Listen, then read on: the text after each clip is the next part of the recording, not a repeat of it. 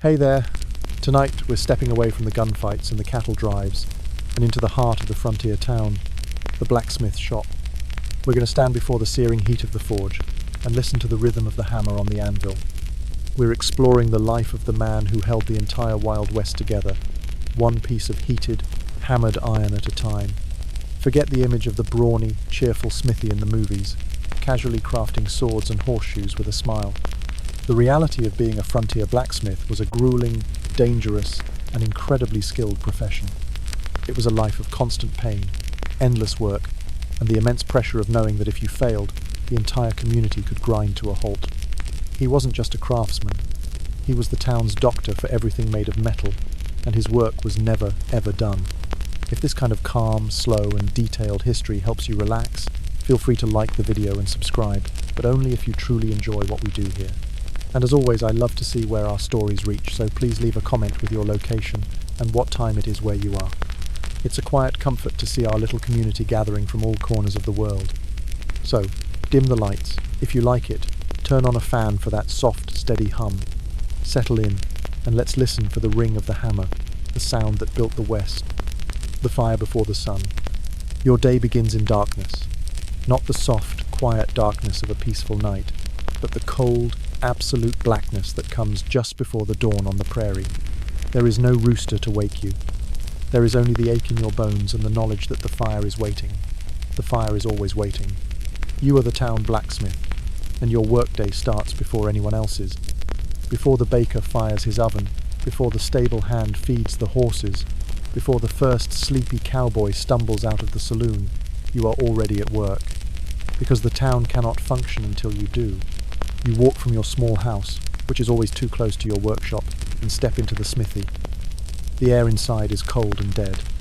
It smells of old coal smoke, cold iron, and the faint, acrid scent of horse hoof. It is a familiar, almost comforting smell. It is the smell of your life. Your first task is the most important one of the day, waking the forge. The forge is the heart of your workshop, a brick or stone hearth with a deep depression in the center. It is not a gentle, crackling fireplace. It is a sleeping beast, and it is your job to coax it into a roaring, white-hot life. You start by clearing out the clinker from yesterday's fire-the-glassy, melted impurities from the coal. You use a long iron poker, your movements slow and practiced in the gloom. Then, you lay the foundation for the new fire.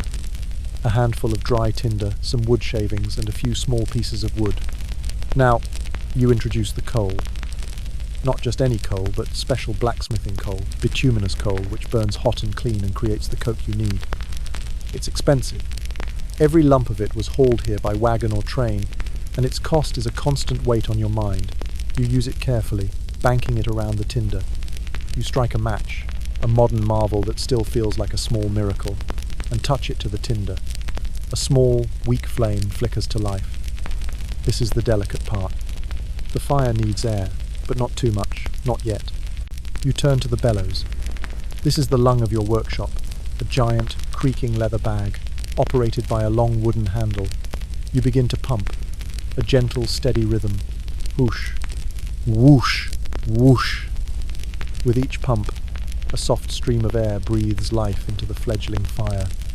The flame grows, licking at the edges of the coal. You pump for minutes that feel like hours. Your arm begins to ache, a familiar prelude to the day's labor. Slowly, the coal begins to catch. A deep red glow starts to emanate from the heart of the forge. The smell of sulfur fills the air. You pump a little harder now, the rhythm quickening. The red glow brightens to a fiery orange, and then to a brilliant, almost blinding yellow-white. The forge is awake. It is a living thing, a contained star in the center of your dark workshop. It radiates a heat that pushes back the pre-dawn chill. It is ready. You stand before it, your face illuminated by its fierce light. You are not just a man anymore. You are the master of the fire, the one who can command it, shape it, and use its terrible power to create and to mend. The town is still asleep, but its heart has started beating right here, in this dark, smoky room. Your day has truly begun, and it will be a long one. Before you pick up your first tool, you take a moment to assess your own machinery. Your body. It is not the body of a young man, even if you are one. It is the body of a blacksmith, and it is a landscape of scars, aches, and chronic injuries.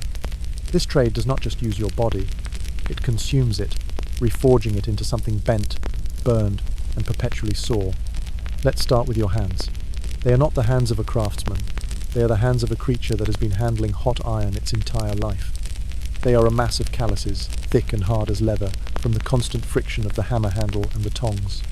They are cross-hatched with a web of fine, white scars from 1,000 tiny burns, from sparks that flew from the anvil, from metal that you thought was cool but wasn't. Your fingernails are blackened and broken. You have long ago lost all the fine hair on your knuckles and forearms, seared away by the radiant heat of the forge. Then there is your back. You spend your days stooped over the anvil, bent at an angle that the human spine was never meant to endure. There is a permanent, deep ache in your lower back, a fire that never quite goes out. When you straighten up in the morning, you can feel each vertebra protest with a groan or a crack. You know that one day, you might bend over and not be able to get back up again. You've seen it happen to older smiths. Your ears are constantly ringing. The sound of a hammer striking an anvil is not a musical ring. It is a deafening, percussive blast, a sound that can exceed 140 decibels, louder than a gunshot. You have been listening to this sound thousands of times a day, for years. Your hearing is going. You find yourself asking people to repeat themselves. You miss parts of conversations. The world is slowly becoming muffled, a dull roar punctuated by the sharp clang of your own making. Your eyes are another casualty. You spend your days staring into the white-hot heart of the forge, judging the colour of the metal to know its temperature. This constant exposure to intense infrared and ultraviolet light takes its toll. You might be developing what they call glass-blower's cataract, a clouding of the lens that slowly steals your vision. The world is becoming hazy, the edges of things blurring. For a craftsman who depends on his eyes, it is a terrifying, slow-motion disaster. And the burns. Not just the small ones on your hands. You have scars on your legs from where you accidentally touched a hot piece of metal against them. You have a puckered, angry scar on your chest from a larger piece that fell from the tongs. Every blacksmith has a story of a serious burn, of the searing pain, the smell of your own cooking flesh, and the long, agonizing weeks of healing. You wear a heavy leather apron, but it cannot protect you from every spark, every slip, every moment of inattention. Your muscles are strong, yes. Your arms and shoulders are thick with the dense, powerful muscles built by swinging a hammer all day. But it is not a healthy strength. It is an unbalanced, overtaxed strength. Your joints, your elbows, your shoulders, your wrists are in a constant state of inflammation. Arthritis is not a disease of old age for you. It is a constant companion of your trade. You are a man who is being slowly unmade by the same fire and force that you use to make everything else. You are trading pieces of your body for your livelihood. Each horseshoe you forge, each wagon wheel you repair, costs you a little bit of your hearing, a little bit of your vision, a little bit of the cartilage in your joints. You accept this. It is the price of the trade. You are not a warrior, but your body is a battlefield. And every morning, before the real work begins, you have to find the will to command your aching, scarred, and protesting body to do it all over again. Your tools are not shiny or new. They are heavy, dark with age and use, and they fit your scarred hands like they were born there. They are your partners in this daily battle with iron and fire. Each one has a name, a purpose, and a personality. At the center of your world stands the anvil. It is the altar of your workshop. It is a massive, solid block of iron, weighing hundreds of pounds, with a flat face for hammering, a rounded horn for bending curves, and holes for holding various shaping tools. It is the unmoving object against which all your force is directed. When you strike it, it does not just make a sound, it sings. A high, clear ring that tells you the quality of the metal and the force of your blow. You know its song better than any hymn. A good anvil is the most valuable thing you own, a legacy that can be passed down through generations. Then there are your hammers. You have dozens of them, in all shapes and sizes. They are not just hammers, they are extensions of your will. You have your heavy sledgehammer for the initial, brutal work of shaping a large piece of iron. It requires your whole body to swing, a dance of muscle and momentum. You have your cross-peen and ball-peen hammers for more delicate shaping, for drawing out the metal, for creating curves and textures. Each hammer has a different weight, a different balance. You choose your hammer for the job with the care of a painter choosing a brush. The handle of your favorite hammer is worn smooth and dark, shaped by the grip of your hand over countless hours. Your tongs are your other hands, the ones that can withstand the fire. You have tongs of all shapes and sizes, designed to hold different shapes of metal flat tongs, round tongs, V-bit tongs. They must grip the hot iron with absolute security. A slip of the tongs can mean a ruined piece of work, or a 1,000-degree piece of metal flying across the room. You have probably forged most of your own tongs, customizing them for your specific needs. They are as personal to you as your own fingers. And of course there are the bellows, the great leather lungs that feed your fire. They are a constant presence, their rhythmic creaking and whooshing the background music to your work. They are your connection to the heart of the forge, allowing you to raise the temperature from a dull red to a brilliant, sparkling white heat in a matter of moments. You have a host of other, smaller tools, many of which you have made yourself. Chisels for cutting hot metal, punches for making holes, fullers for creating grooves and shoulders, swagers for shaping the metal into specific profiles. These are your specialized vocabulary in the language of iron. And finally, there is the quenching tub, a large barrel of water, or sometimes brine or oil, sitting in the corner of your shop. It is where the magic happens. It is where you plunge the glowing, malleable iron to cool it rapidly, to harden it, to freeze its shape in place. The sound of the hot metal hitting the water is a violent, explosive hiss, a sudden cloud of steam that fills the air. It is the final, dramatic act of creation. These tools are not just objects. They are your accumulated knowledge, your skill made manifest. In an era before instruction manuals and engineering diagrams, your knowledge of how to use these tools is everything. It was passed down to you by another smith, and you will pass it down to an apprentice, if you can find one willing to endure the pain and the heat. You pick up your hammer. You pull a glowing piece of iron from the forge with your tongs. You lay it on the anvil. You lift the hammer, and the song of the smithy begins again. It is a song of fire, iron, sweat, and skill. It is the sound of civilization being forged, one hammer blow at a time. The first customer of the day is not a dashing gunslinger or a wealthy cattle baron. It's a farmer named Jedediah, his face a roadmap of sun and worry. He is holding the broken point of his plowshare, the heavy iron tip that cuts through the earth. It snapped on a rock this morning. For him, this is a catastrophe. Without his plow, he cannot break the tough prairie sod. If he cannot plow, he cannot plant. If he cannot plant, there will be no harvest. If there is no harvest, his family will not eat this winter. In this moment, you are not just a blacksmith. You are his only hope. He looks at you with a desperate, pleading expression that you have seen 1,000 times before. You take the broken piece from him. You examine it. The iron is old, fatigued. The break is clean. This is not a simple patch job. This will require a forge weld, one of the most difficult and essential skills of your trade. You tell Jedediah to come back in a few hours. He nods, his face still grim, and leaves. He knows he is at your mercy. Now, your work begins. First, you take the 2 broken pieces of the plowshare and you prepare them for welding. You have to shape the ends so they will join together perfectly. You heat the ends in the forge, your hand on the bellows, bringing the iron up to a bright yellow heat. You place them on the anvil, and with a few precise hammer blows, you create a scarf, a beveled edge on each piece. Next, you have to bring the metal to welding heat. This is the art of your trade. There are no thermometers here. You judge the temperature by color, and by the way the metal feels under the hammer. You are looking for a specific, brilliant, white-hot color, the point at which the iron is almost molten, sparkling as if it's alive.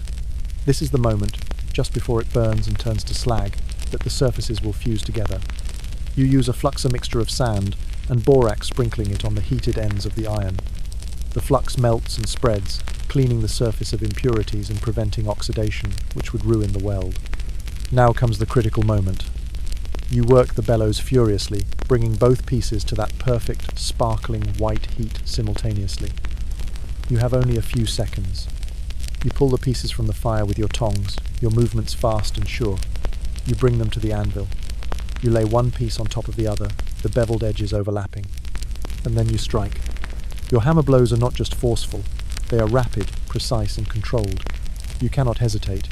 You have to strike while the iron is at its absolute peak temperature. The first blow sets the weld.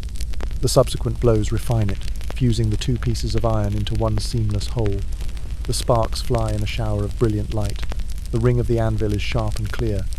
It is a moment of intense, focused violence, a controlled explosion of energy. In these few seconds, all of your years of experience, all of your knowledge of fire and iron are brought to bear. You stop hammering. You examine the weld. It is clean. The seam is almost invisible. You have done it. You have taken two broken pieces and made them one again. But the job is not over. The ploughshare now needs to be reshaped, hardened, and tempered. You heat it again, this time to a lower, cherry red heat. You hammer it back into its proper shape, ensuring the cutting edge is sharp and the angles are correct. Then you harden it. You heat the tip to that same cherry red and plunge it into the quenching tub. The water erupts in a violent hiss of steam. This rapid cooling makes the iron incredibly hard, but also brittle. So, you must temper it. You polish the hardened tip with a piece of sandstone so you can see the bare metal. Then, you gently reheat it, far from the hottest part of the fire. You watch the colours change on the polished surface. A faint straw yellow, then a darker brown, then a purple, and finally a deep blue. These colours are a precise temperature gauge. For a ploughshare, you are looking for that dark blue, the colour that indicates the perfect balance of hardness and toughness. When you see it, you quench the piece one last time. The ploughshare is done. It is stronger now at the weld than it was before. You have not just repaired it, you have improved it. When Jedediah returns, you hand it to him. He takes it, his rough farmer's hands running over the smooth, dark iron.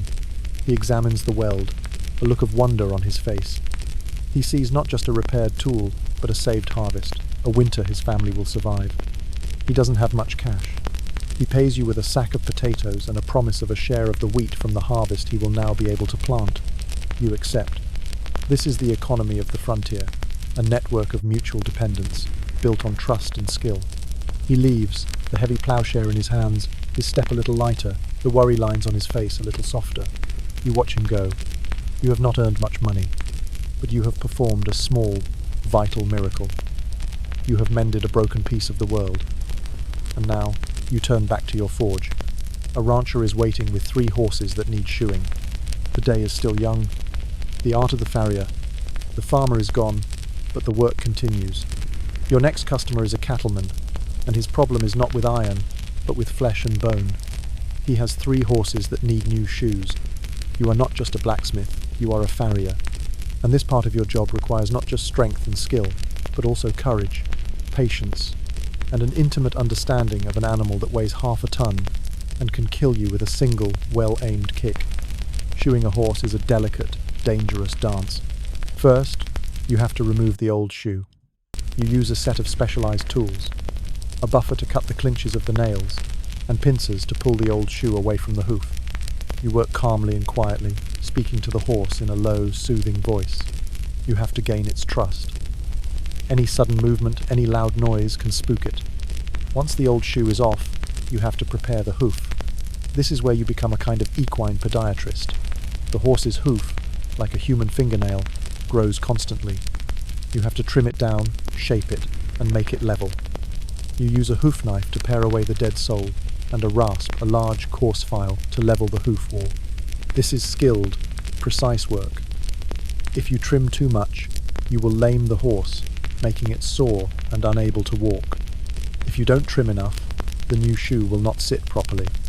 You are constantly checking your work, eyeing the angle of the hoof, ensuring that it is perfectly balanced. All the while you are bent over, the horse's heavy leg resting on your thigh, your back screaming in protest. You are in a vulnerable position. If the horse decides to kick or panic, you could be seriously injured. Now, you must forge the new shoe.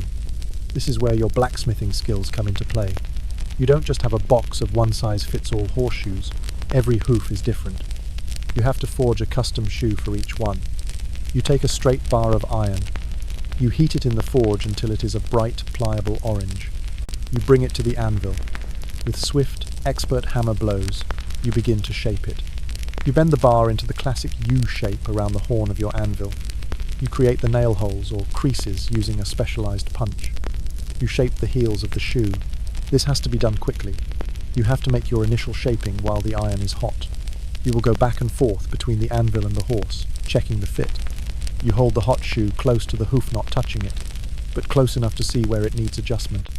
The smell of scorching hoof, a pungent, unforgettable odor, fills the air. You see the areas that need to be widened or narrowed. Back to the anvil. More heating, more hammering. You are a sculptor in iron, creating a piece of footwear that must be both durable and perfectly fitted to the anatomy of the animal. When the shoe is finally shaped to your satisfaction, you let it cool. Now comes the most dangerous part, nailing it on. You use special, long, slim horseshoe nails. You hold the shoe in place on the hoof. You take a nail and your hammer. You have to drive the nail through the hoof wall, the insensitive part of the hoof, and have it emerge on the side. The angle has to be perfect. If you drive the nail too high or too deep, you will hit the sensitive inner part of the hoof. This will cause the horse intense pain, and it will react violently. It will also cause a serious infection that could lame the horse permanently. You drive each nail with a few precise taps of the hammer. You are focused, your senses on high alert. You are watching the horse's every twitch, listening to its every breath. You feel the nail going through the horn. You see its tip emerge from the side of the hoof. It's a good nail. You drive the remaining nails. Then, you use your tools to clinch them, bending the tips of the nails over and hammering them flat against the hoof wall, securing the shoe in place. You finish by rasping the hoof smooth. One shoe is done. You have 3 more to do on this horse, and then 2 more horses after that. It is exhausting, repetitive, and deeply stressful work. The cattleman watches you, his arms crossed. He is impatient.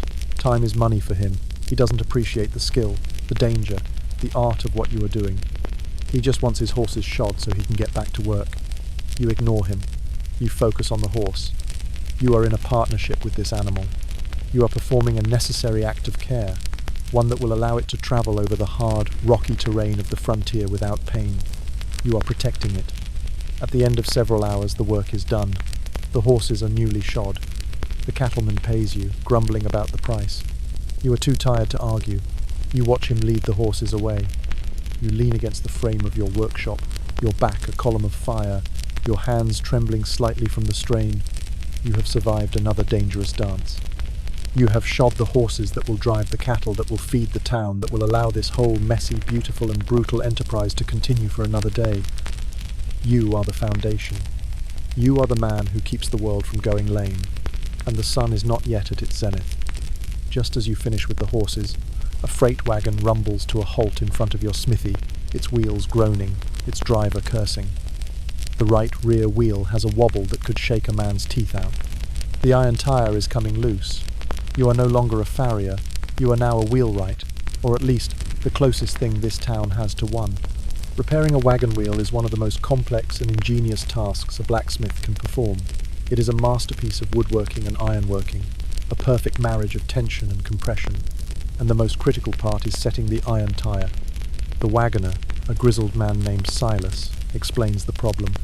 He's hauling supplies from the railhead 60 miles away, and he can't afford a breakdown on the trail. A broken wheel in the middle of nowhere could mean losing his cargo to weather or bandits. Once again, a man's livelihood is in your hands. You examine the wheel. It's a classic wooden-spoked wheel. The wooden rim, or felly, is made of several curved sections.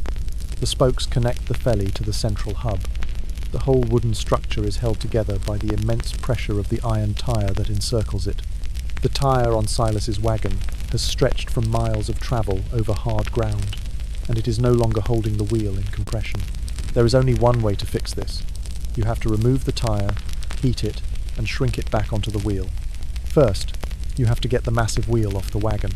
It takes you and Silas, with the help of a large lever, to pry the heavy wheel from its axle. You roll it into your workshop. Next, removing the old tire. This is done with brute force and specialized tools, driving wedges between the iron and the wood until the tire pops off. Now the fire comes into play again, but in a different way. You can't put the whole iron tire in your forge. You have to build a special large circular fire on the ground outside your shop. You place the tire in the fire, covering it with coal. Your goal is to heat the entire iron ring evenly to a dull red heat. As the iron heats, it expands. This is the simple law of physics upon which your entire craft is based. While the tire is heating, you inspect the wooden wheel. You tighten the spokes, replace a cracked piece of the felly, and make sure the whole structure is sound. When the tire is glowing red, the moment of truth arrives. This is a job that requires speed, precision, and teamwork. You and Silas use long-handled tongs to lift the fiery, expanded tire from the fire. You carry it quickly to the wooden wheel, which is laid flat on the ground. You place the hot, expanded tire over the wooden wheel. It slips on easily. Now, you have to cool it, and cool it fast. You have buckets of water ready. You and Silas begin to douse the iron tire with water. The effect is immediate and dramatic. A huge cloud of steam erupts with a deafening hiss. The water sizzles and boils where it touches the hot iron. As the iron cools, it contracts, it shrinks, and as it shrinks, it grips the wooden wheel with incredible force, pulling the spokes, the felly, and the hub together into a single, immensely strong and rigid unit. This is what holds the wagon together. This is what allows it to carry tons of weight over unforgiving terrain. You continue to pour water on the wheel until it is cool. You listen for the groans and creaks of the wood as the iron compresses it. You watch for any signs of cracking or splitting. It is a perfect fit. The tire is tight. The wheel is solid again. You and Silas, both of you soaked and covered in soot, heave the heavy wheel back onto the wagon's axle. Silas spins it. It turns true without a wobble. He looks at you with a gratitude that is deeper than words. You have not just fixed his wagon. You have protected his cargo, his job, his ability to connect this small, isolated town to the wider world. He pays you in cash, a rare and welcome event. Freighters understand the value of reliable equipment. You watch his wagon rumble away down the dusty street, its wheels turning smoothly. You have been a veterinarian to a horse, and now a surgeon to a wagon. You are the man who mends the essential machinery of the frontier. Without your skill, without your fire, everything would grind to a halt. The ploughs would sit broken in the fields, the horses would go lame, and the wagons carrying food, mail, and medicine would lie stranded and broken on the empty prairie. You are the indispensable man, the quiet engine of this entire community, and your hammer has work yet to do. Your workshop is rarely empty.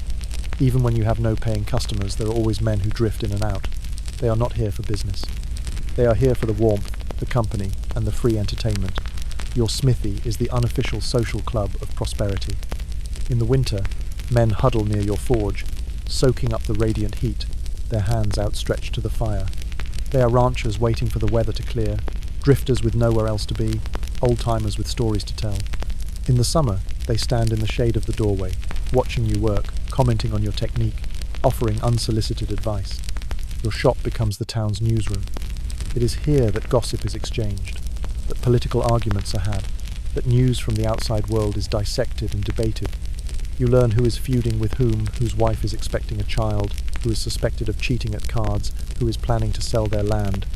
You are the town's confessor, but without the sanctity of the confessional. Men will talk while you work. They find it easier to speak their minds when they are not being looked at directly, when your attention is focused on the glowing iron on your anvil. The rhythmic, deafening clang of your hammer seems to loosen their tongues. You hear stories of hardship, of lost fortunes, of family left behind back east.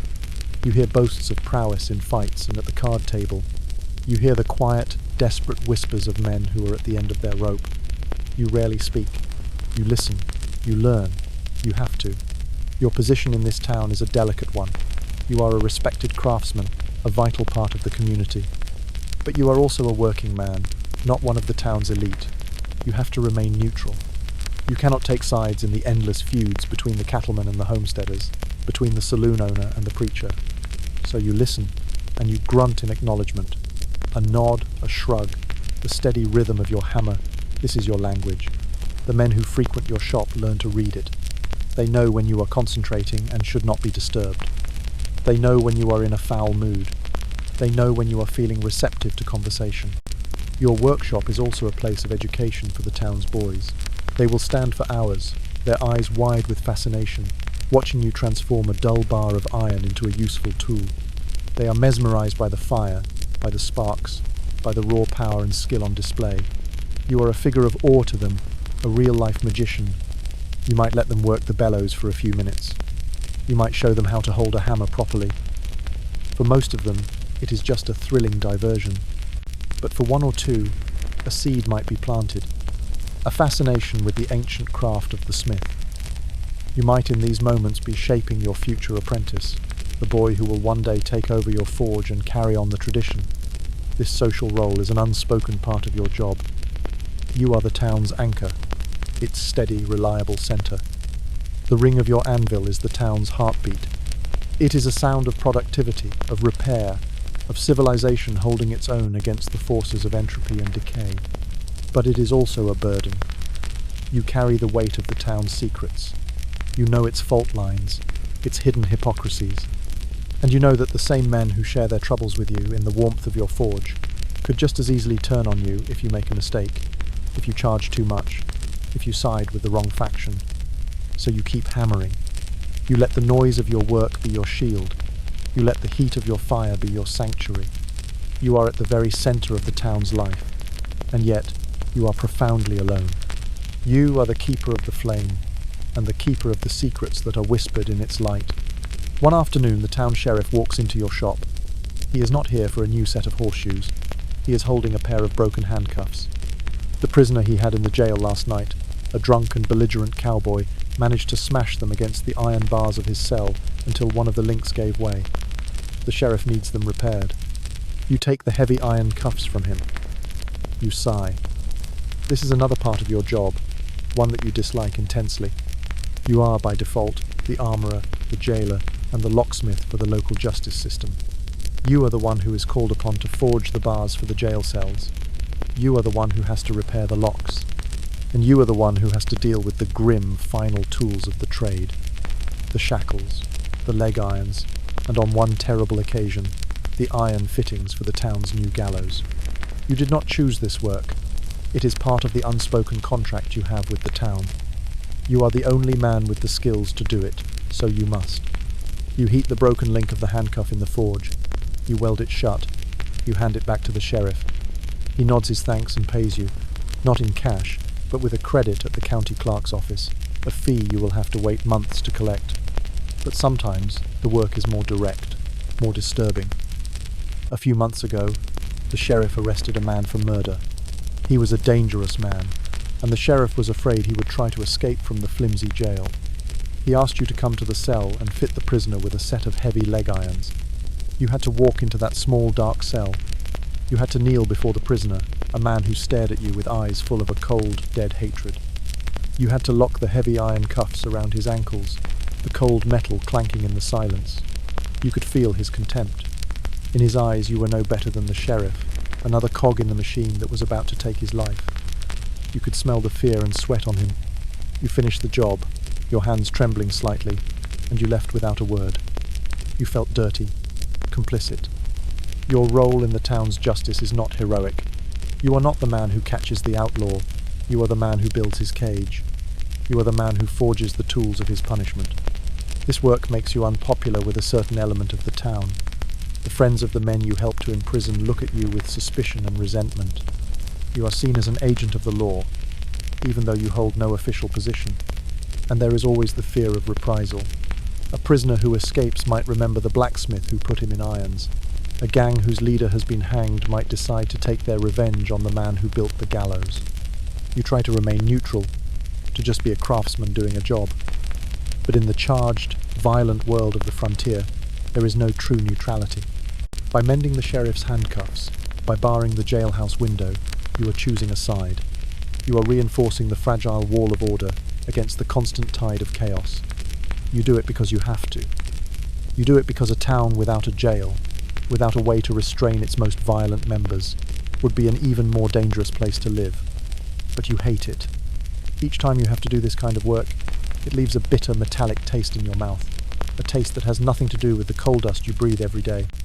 It is the taste of complicity, the taste of being a part of a system of justice that is often anything but. You are a master of your craft, but you are also a businessman, and business on the frontier is a brutal, unforgiving affair. You are constantly engaged in a complex and often frustrating economic dance, trying to balance the immense cost of your materials with the limited ability of your customers to pay. Let's start with your raw materials, iron and coal. They are the lifeblood of your trade, and they are incredibly expensive. You don't live near an iron mine or a coal seam. Every bar of wrought iron, every lump of bituminous coal has to be shipped here from hundreds, sometimes thousands, of miles away. It comes by train to the nearest railhead, and then by freight wagon over rough, dangerous roads. The freight costs are astronomical. You are not just paying for the iron, you are paying for the labour of the teamsters, the feed for their mules, the risk of their journey. A single bar of iron might cost you more than a farmer makes in a week. This means that you cannot afford to waste anything. Every scrap of metal is precious. When you cut a piece off a larger bar, you save the smaller piece.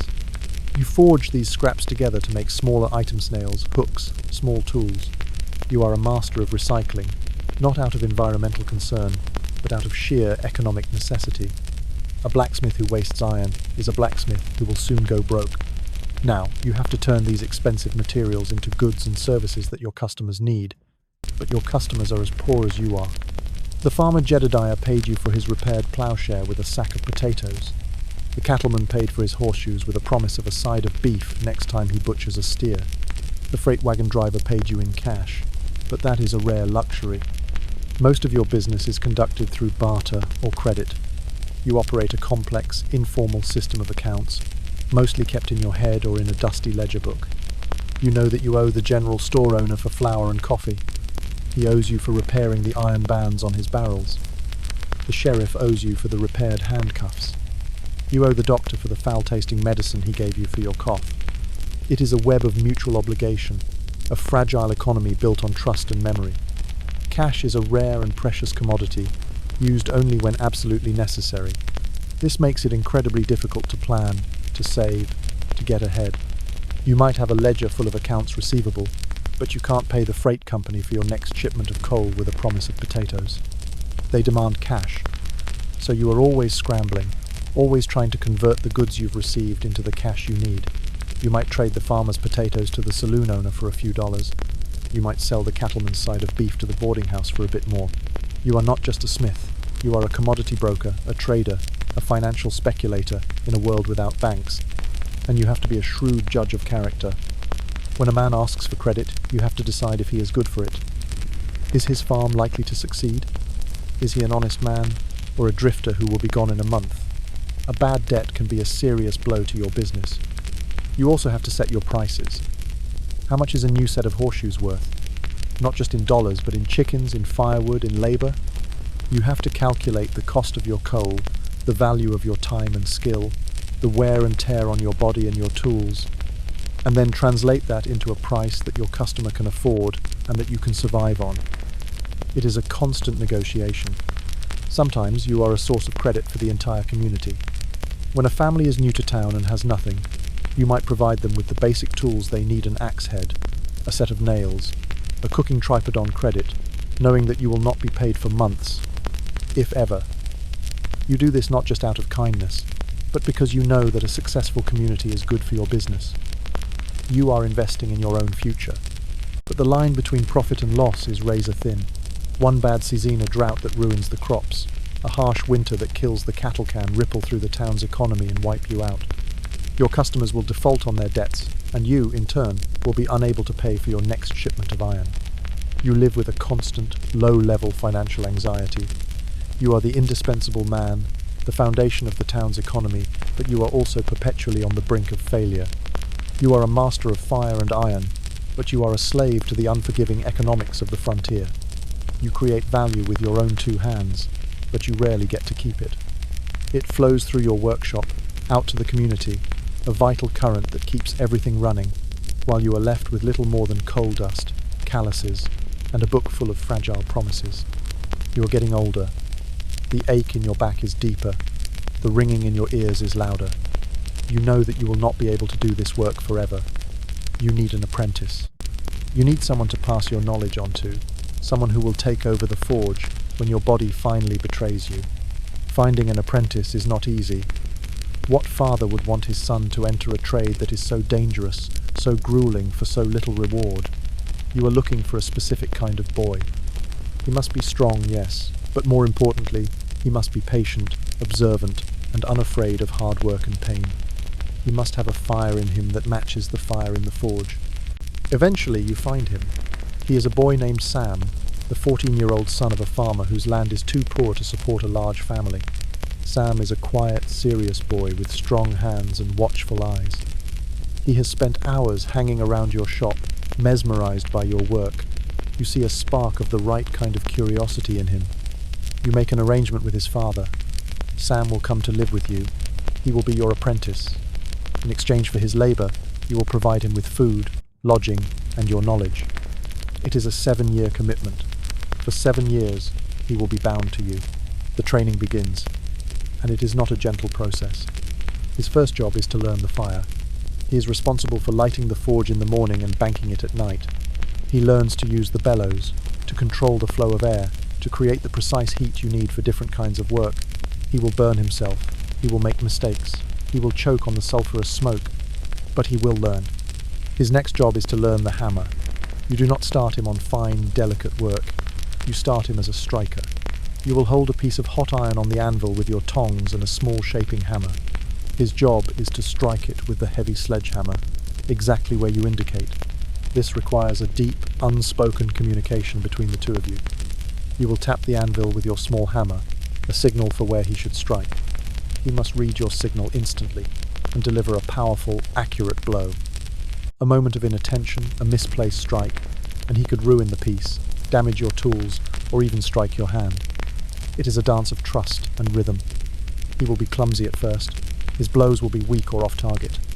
You will be patient, but firm. You will shout at him over the din of the hammers.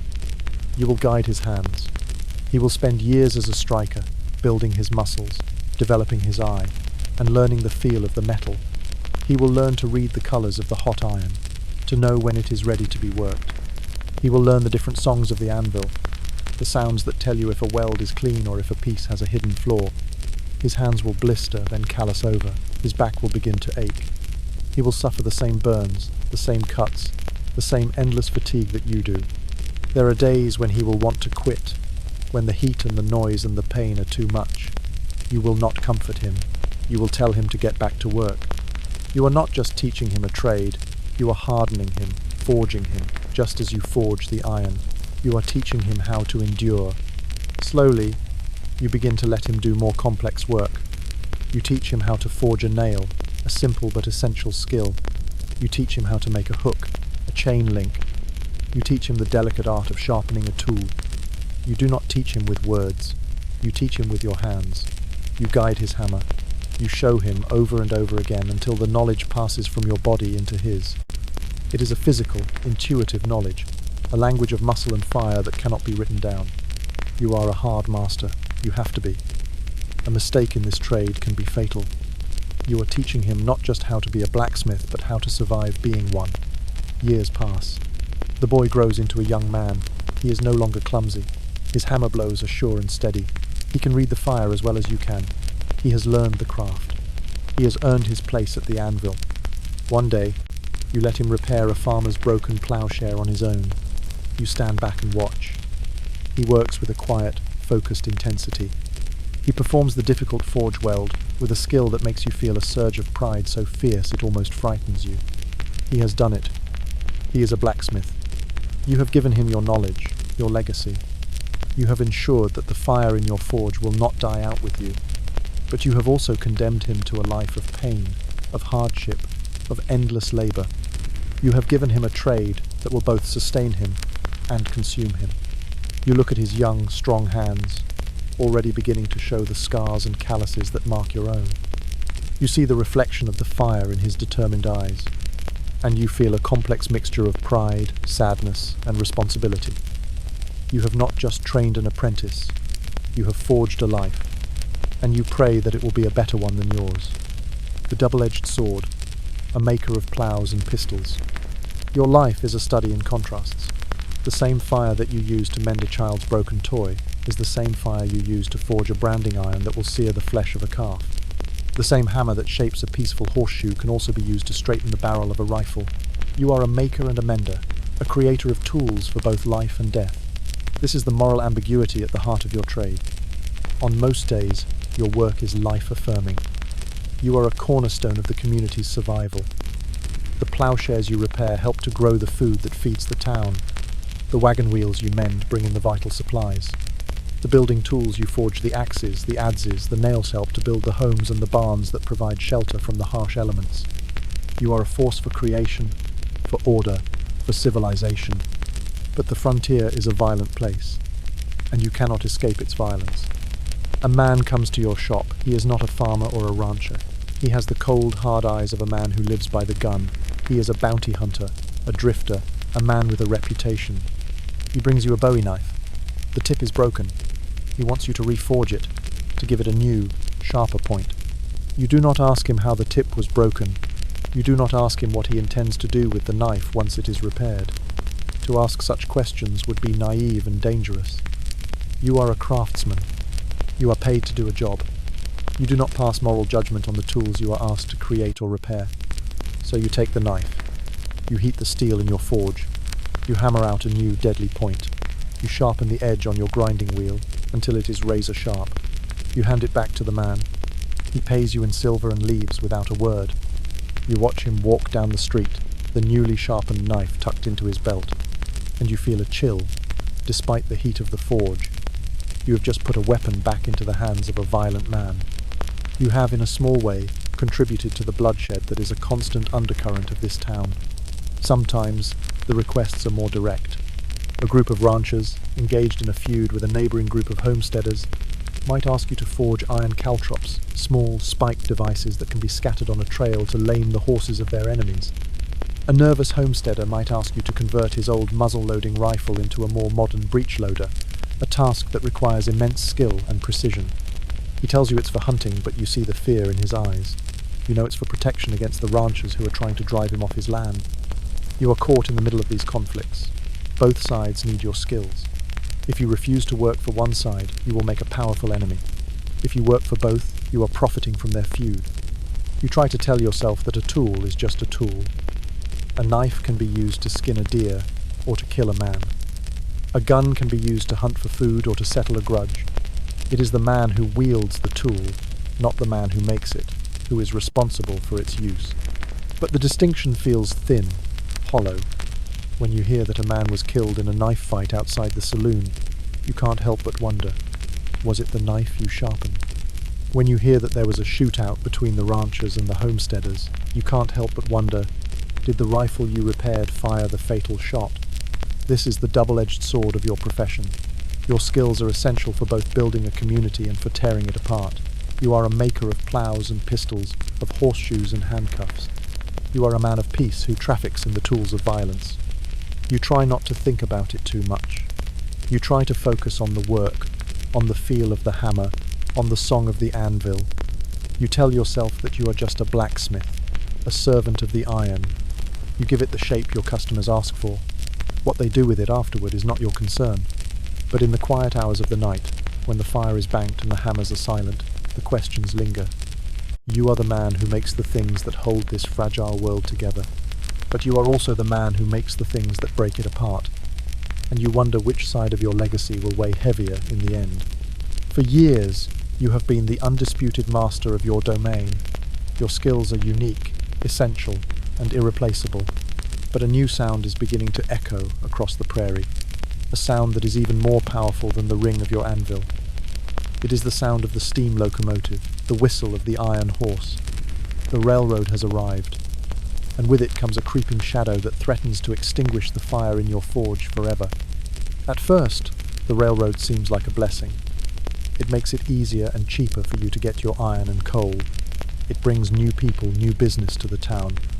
You are busier than ever, repairing the heavy ironwork of the locomotives, shoeing the horses of the railroad crews. But then, the shadow begins to fall. The train that brings you your coal also brings something else. Cheap, mass-produced goods from the great factories back east. A farmer comes to you with a broken ploughshare. You tell him it will cost him $5, or its equivalent in trade, to repair it. He hesitates. He tells you that he can order a brand new, factory-made ploughshare from the Sears, Roebuck & Co. catalogue for $2.50. It will arrive on the train in a week. You are stunned. How can you compete with that? You cannot. The factory in Pittsburgh or Chicago has giant steam-powered hammers, furnaces that burn day and night, and 1,000 anonymous workers who are paid a pittance. They can produce 1,000 ploughshares in the time it takes you to make one. Theirs is not as good as yours. It is made of cheaper cast iron, not your durable forged iron. It will break more easily, but it is half the price. And for a farmer struggling to make ends meet, price is everything. The trickle becomes a flood. The general store starts to stock factory-made tool axes, hammers, saws. They are not as well balanced or as durable as the ones you forge by hand, but they are cheap. People start buying them. Wagon parts wheels, axles, hubs can now be ordered from a catalogue. They arrive, ready-made, on the train. The intricate, highly skilled work of the wheelwright, a craft that once commanded great respect and high prices, is becoming obsolete. You feel a sense of bewilderment, then anger, then a deep, creeping despair. The skills that you have spent your entire life perfecting, the knowledge that was passed down to you through generations of craftsmen, are being rendered worthless by a machine 1,000 miles away. You try to adapt. You lower your prices. You work longer hours. You emphasize the quality, the durability of your hand-forged work. Some customers remain loyal.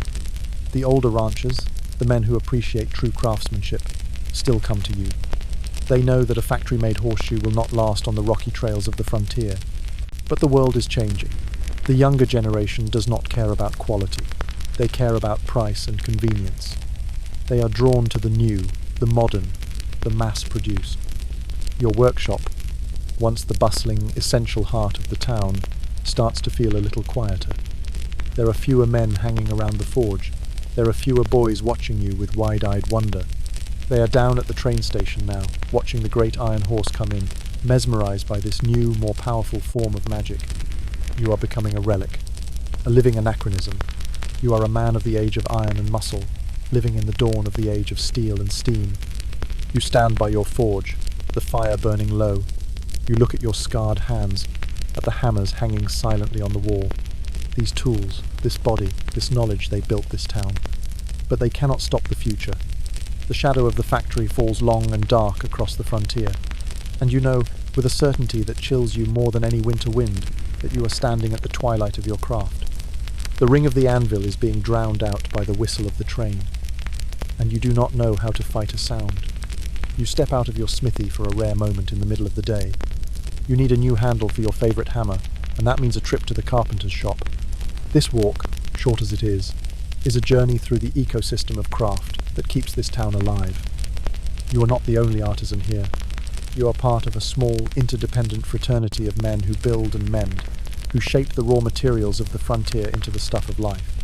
Your first stop is next door, at the workshop of the wheelwright, a man named Elias. While you can repair the iron tires of wheels, Elias is the master of the wood. His shop smells of sawdust and curing oak. Wheels in various states of assembly lean against the walls. The geometry of a spoked wheel is a form of magic you only partially understand. The precise angles of the spokes, the perfect curve of the fellies, the exact fit of the hubit is a complex puzzle of tension and compression. Elias is a quiet, meticulous man, a mathematician who works in wood. You nod to each other. You are rivals in a sense. Work begins where yours ends, but you are also partners. A good wagon needs both of you. You know that he, too, is feeling the pressure from the factory-made wheels arriving on the train. You share a look of grim, unspoken understanding. You continue down the dusty street. You pass the cooper's workshop. The air here is filled with the clean, sharp scent of cedar and oak, and the rhythmic sound of a mallet tapping on hoops. The cooper, a burly German named Friedrich, is shaping the staves for a barrel. His craft is another form of invisible genius. Each stave must be perfectly beveled, so that when they are drawn together by the iron hoops that you forged for him, they form a watertight container.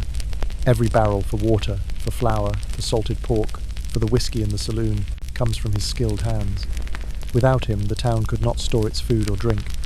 His work is essential, and like yours, it is an ancient art that requires years to master.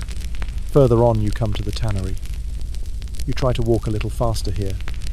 The tannery is located at the downwind edge of town, and for good reason. The stench is overwhelming. A foul, eye-watering miasma of rotting flesh, animal manure, and harsh chemicals. The tanner, a man nobody knows well, works in a hellish landscape of pits filled with stinking liquid solutions of lime, ash, and tannin from tree bark. He takes the raw, bloody hides from the butcher and through a long, disgusting, and physically demanding process, turns them into the leather that everyone needs.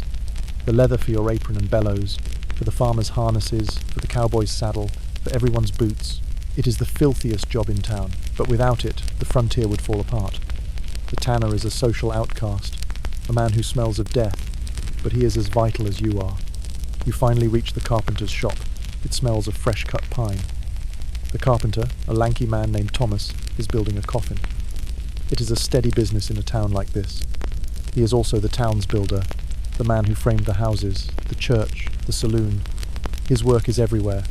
He is a master of joints and angles, of turning rough lumber into functional structures. You ask him for a piece of hickory for your hammer handle. He finds a good straight-grained piece for you. You will trade him a set of new hinges for it later.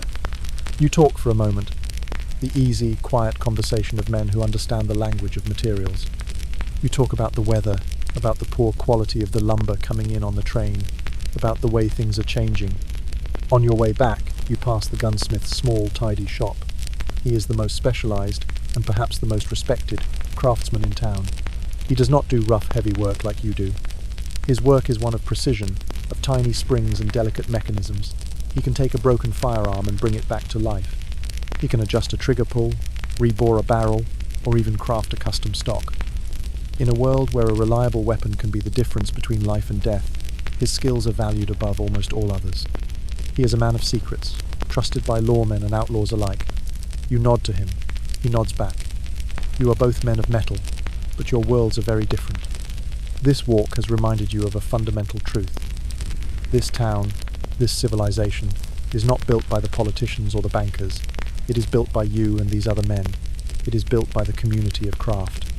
The wheelwright, the cooper, the tanner, the carpenter, the gunsmith, and you, the blacksmith. You are the gears in the machine. Your skills are interconnected, interdependent. You rely on each other, and you are all being threatened by the same creeping shadow. The shadow of the factory, of mass production, of a world where skill is being replaced by price, where the craftsman is being replaced by the catalogue. You return to your workshop. You fit the new hickory handle to your hammer. It feels good in your hand, strong and well balanced. It is a small act of creation, of self-reliance. You look at the fire in your forge. You are a dying breed, you and the other artisans of this town. But you are not dead yet, and there is still iron to be shaped. You pick up your newly handled hammer, and you get back to work. Your smithy is the heart of the town, and its heart is the forge. But a heart that burns at 2,000 degrees is a dangerous thing. Fire is your greatest tool, but it is also your greatest enemy. You live in a state of constant, vigilant respect for its destructive power. A single moment of carelessness, a single stray spark, and you could not only lose your workshop and your home, but you could be responsible for burning the entire town of prosperity to the ground. The town is a tinderbox. The buildings are made of dry wood. The streets are covered in dust and loose hay. A strong prairie wind can whip a small flame into an inferno in a matter of minutes. There is no fire department. There is only you, a few buckets, and a lot of panicked, disorganized men. You have procedures, rituals that you follow every day without fail. You keep the area around your forge clear of all flammable materials. You have several large barrels of water, always full, both for quenching and for emergencies. You are meticulous about where the sparks from your anvil land. You wear heavy leather to protect yourself, but also to prevent your own clothing from catching fire. But accidents happen. One hot, dry afternoon in late summer, you are working on a particularly difficult piece. It is a large, complex iron fitting for the new bridge the town is building. You are tired. The heat from the forge combined with the summer sun is oppressive. Sweat is pouring into your eyes. You pull the large, glowing piece of iron from the forge. It is heavier than you expected. As you swing it toward the anvil, your grip on the tongs slips for just a fraction of a second. The white-hot piece of iron falls. It does not fall onto the dirt floor. It falls into a pile of wood shavings in the corner of your shop, shavings left over from the carpenter's visit yesterday. You were tired this morning. You forgot to sweep them up. The shavings ignite instantly, not with a small flame, but with a sudden, violent whoosh of fire. The flames leap up the wooden wall of your workshop. Panic, cold and absolute, grips you for a second. You see it all in your mind's eye, the fire consuming your shop, then the stable next door, then the general store, the whole street going up in a roar of orange flame. But your training, your years of discipline, take over. You do not shout, you do not run, you act. You grab the nearest bucket of water and throw it on the base of the flames. There is a great hiss of steam and black smoke, but the fire is too strong. It is already climbing the wall, reaching for the dry, timbered roof. Your apprentice, Sam, sees what is happening. He grabs another bucket. You work together, a frantic, desperate two-man bucket brigade. You are shouting now, "Fire! Fire!" The cry is taken up by the men who are loitering outside your shop. They spring into action. Some run for more buckets, forming a chain to the town well. Others start beating at the flames with sacks and blankets. The sheriff arrives, his face a mask of grim determination. He starts organizing the men, shouting orders. For a few terrifying minutes it seems hopeless. The smoke is choking, the heat is intense. The flames are licking at the roof beams, but the town responds. It becomes a single organism, united against a common enemy. The farmer Jedediah is there, his face streaked with soot. The freight driver Silas is on the roof of the stable, dousing it with water to prevent the sparks from catching. Even the town drunk is there, throwing buckets of water with a surprising, sober focus. You are at the center of it all, a wild man, your face black, your eyes red from the smoke. You are throwing water, beating at the flames, fighting to save your life's work, to save your town. And then, slowly, agonizingly, you begin to win. The force of a dozen buckets of water hitting the wall at once begins to have an effect. The roar of the flames lessens to a hiss. The black smoke begins to thin. After what feels like an eternity, the last flame is extinguished.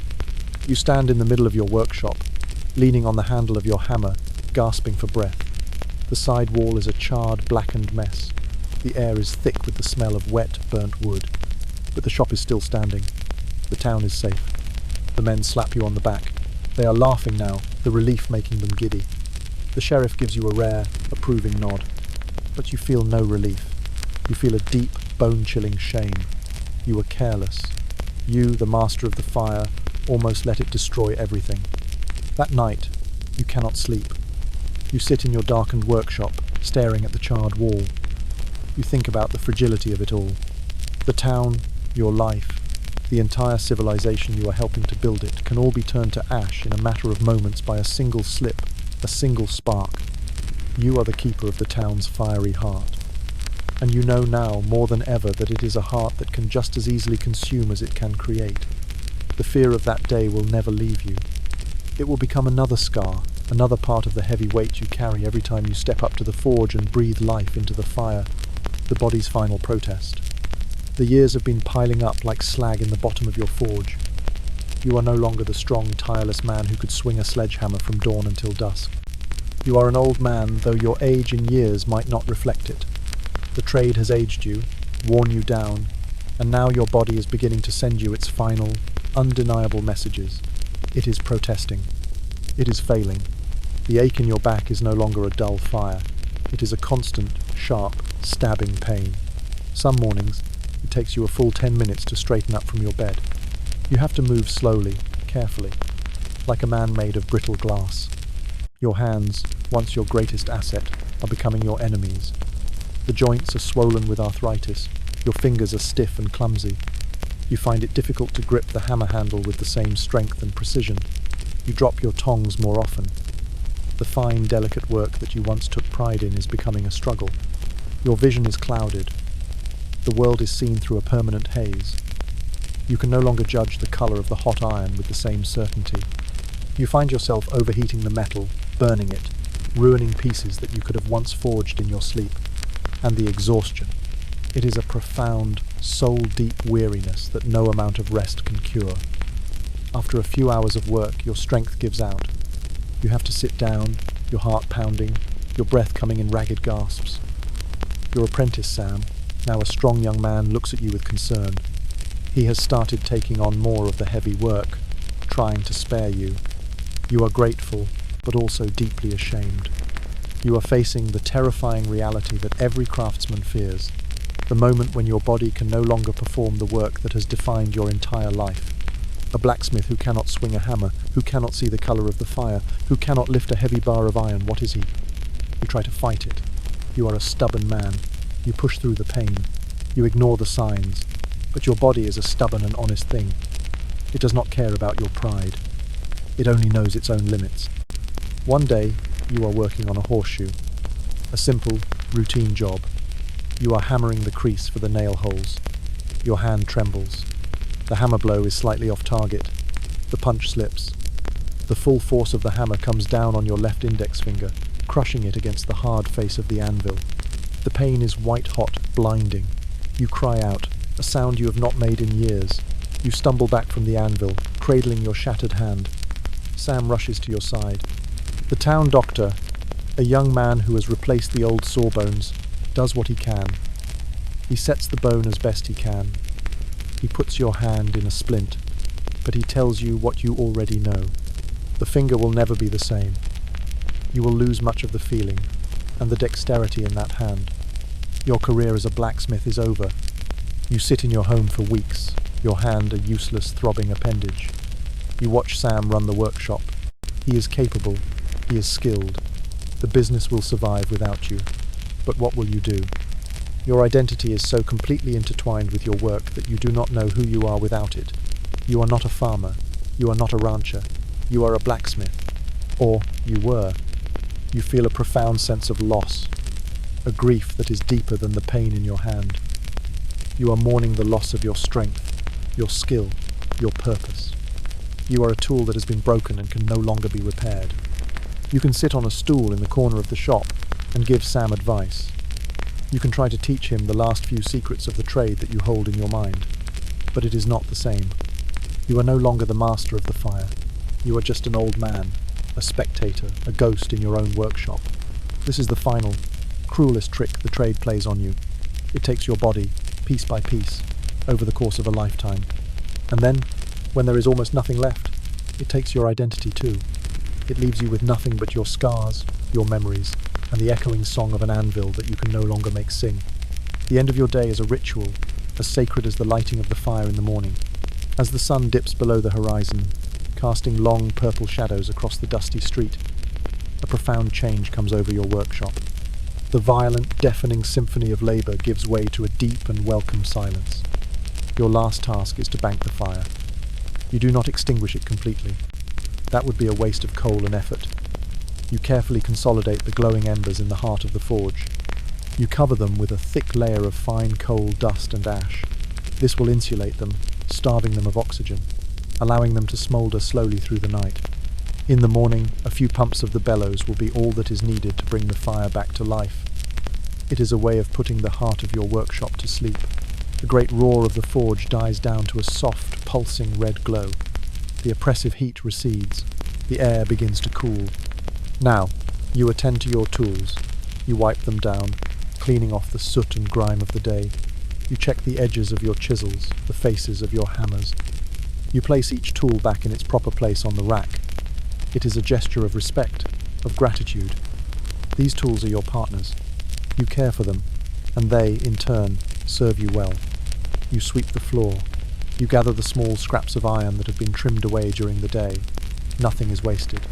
You tidy the space, bringing a small measure of order to the chaos of creation. The silence is now profound. It is a physical presence.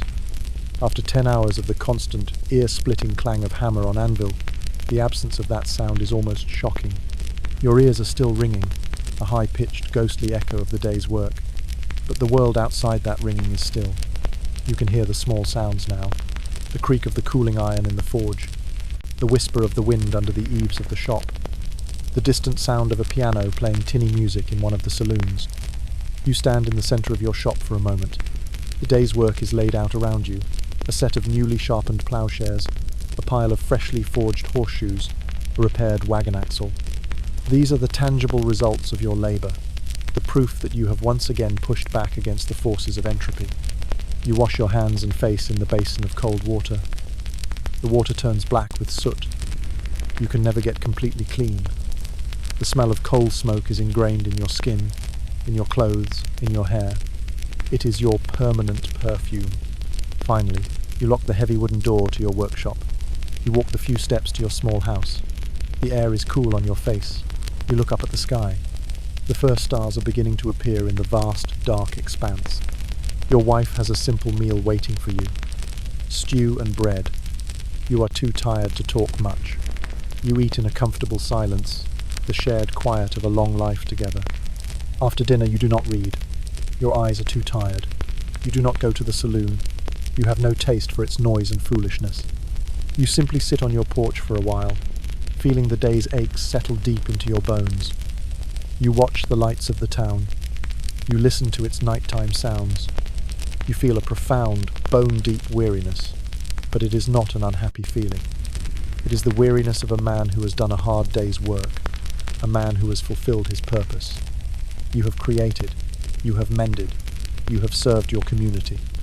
You go to bed early. You fall into a deep, heavy, dreamless sleep.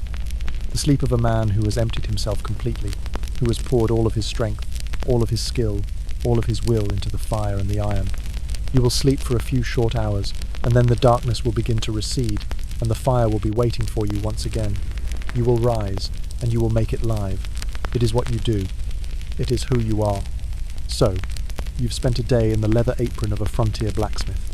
You've felt the searing heat of the forge, the brutal impact of the hammer, the crushing weight of a town's survival resting on your scarred hands. It wasn't the simple, heroic life of legend, was it? The myth of the American West is filled with cowboys, gunslingers, and sheriffs. But the quiet, sweating, and perpetually exhausted blacksmith was arguably the most important man in any frontier town. He was the linchpin, the anchor, the craftsman who made everything else possible. Without his skill, the plows would stay broken, the horses would go lame, the wagons would stand stranded, and the very structure of the community would collapse. He was a master of a dozen trades rolled into one: a metallurgist, an engineer, a farrier, a wheelwright, a dentist, a surgeon, and an artist.